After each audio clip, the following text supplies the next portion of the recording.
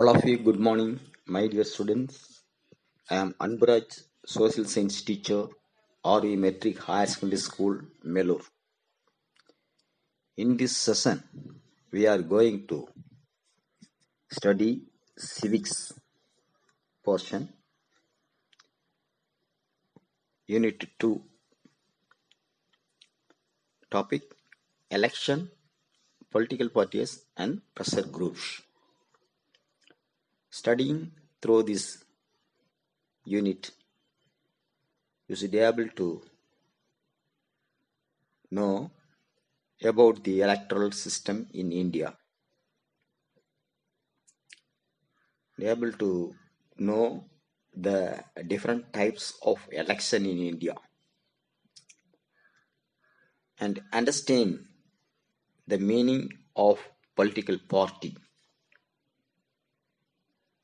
You can able to know the functions of state party and national party. You can able to understand the pressure groups in India. First of all, introduction. An election is a formal decision-making process by which a people chooses an individual to hold public office by voting. Nextly, electoral system in India. The electoral system in India has been adopted from the system of United Kingdom. India is a socialist, secular, democratic republic and the largest democracy in the world. The modern Indian constitution, the modern India, the Constitution of India came into force on 26th January 1950. Articles 324 to 329 in part 15th of the Constitution make the following provisions with regard to the electoral system in our country.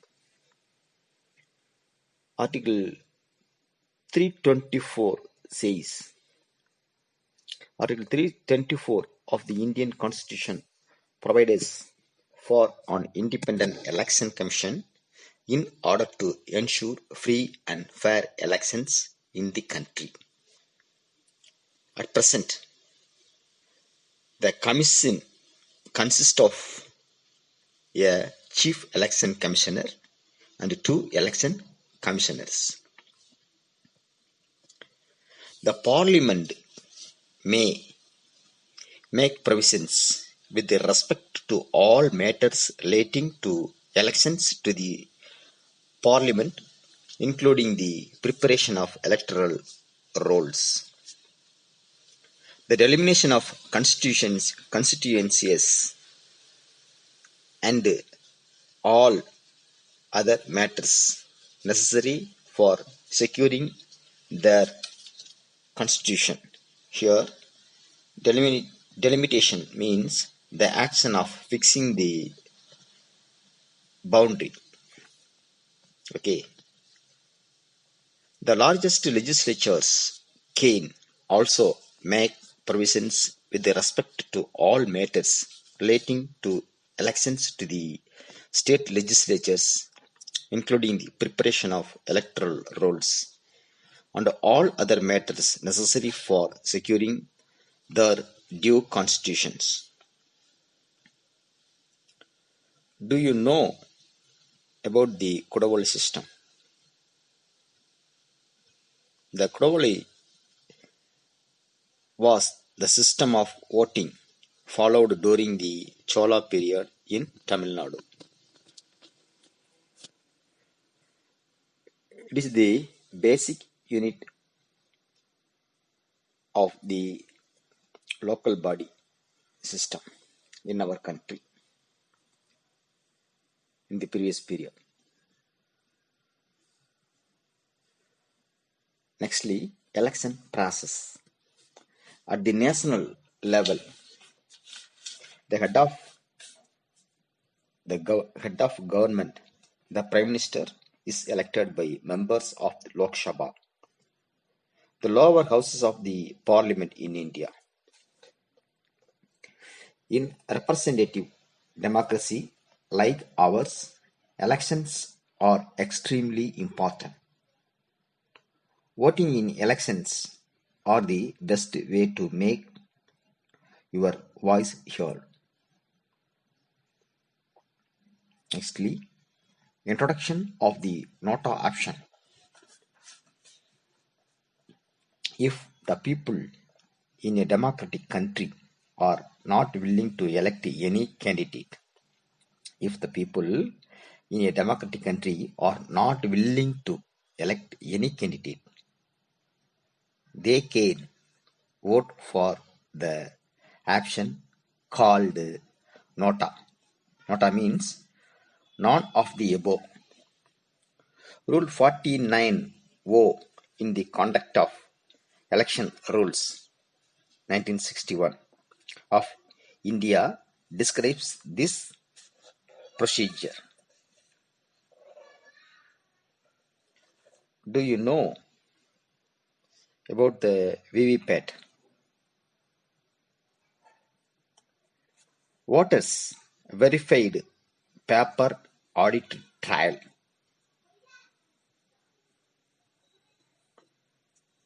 refers the abbreviation of VVPAT.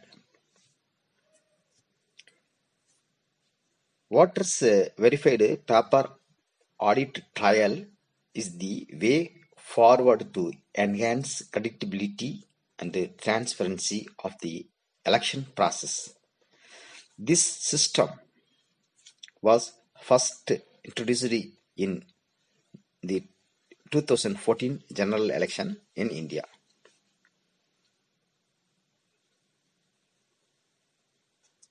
Do you know about Nota? Nota was the first introduced in the general elections held in 2014. India is the 14th country in the world to introduce Nota.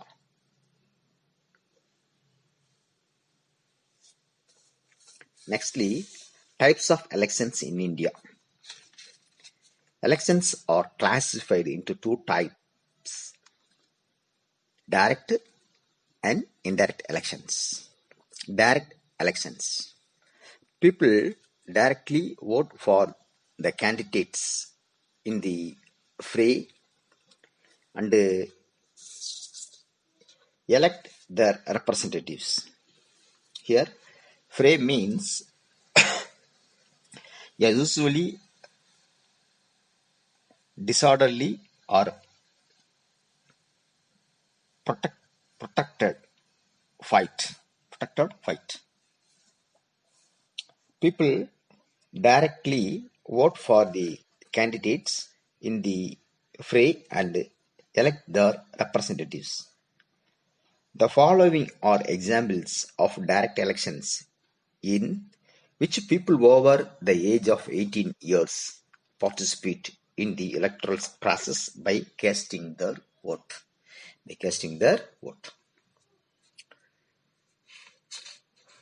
Lok Sabha elections, in which the members of parliament are elected through these direct elections. And elections to the state legislative assembly, in which the members of the legislative assemblies are elected through the direct elections.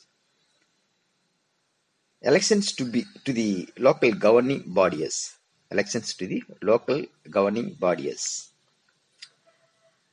such as village panchayat, town panchayat, municipalities, and municipal corporations are conducted by the state election commissions. And then we are knowing about the merits of the direct elections. First merit is as the voters elect the representatives directly. Direct elections are considered to be a more democratic method of elections. Second merits, it educates people regarding the government activities and helps to choosing the appropriate candidates. Also, it encourages people to play an active role in politics. Third merits, it empowers people and make the rulers accountable for their actions. It empowers people and make the rulers accountable for their actions. These are the merits of the direct elections. And then we should knowing about the demerits of the direct elections. Demerits. Direct elections are very expensive.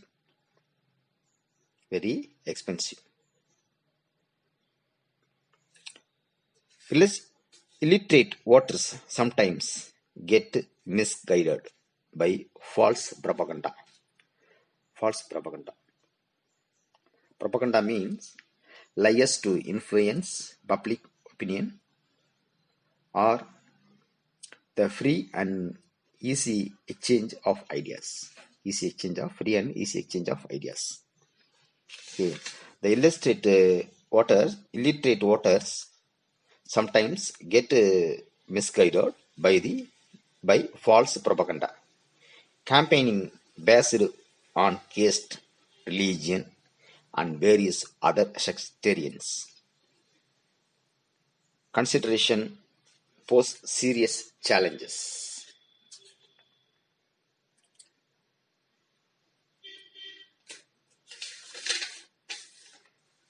Third demerits. Since conducting direct elections is the massive exercise, ensuring free and fair elections at every polling stations is a major challenge to the election commission. Fourth demerit of direct elections. There are instances of some political candidates influencing the voters through payments in the form of cash, goods, and services.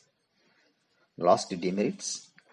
Elections campaign sometimes results in violence, tension, law and order problems, and affects the day-to-day life of people. Next, indirect elections. Voters elect the representatives who in turn elect the representatives. This method of election is followed for the election of President of India. The indirect elections followed for the elections of President of India only in our country. Merits of the indirect elections. Indirect elections are less expensive. Indirect elections is more suited for the elections in large countries. Demerits of the indirect elections. If the number of voters is very small, exists the possibility of corruption, bribery, horse trading, and other unfair activities. It is less democratic because people do not have a direct opportunity to elect, but they institute it through the representatives. So this may not reflect the true will of the people. True will of